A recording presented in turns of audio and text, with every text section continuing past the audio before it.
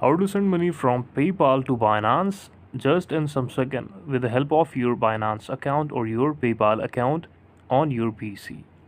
For transferring PayPal to Binance, you have to open PayPal on your browser here in front of you, and here you have to log into your Payoneer or PayPal account in front of you on the screen. As you can see, I have €0 in my account right now because this is a recent account I have created. Now to get transfer or how to send payment, I will click on pay and get paid option. On the main screen, on the quick links option, you will see send payments, where you have to click it and wait for it to be processed on the screen.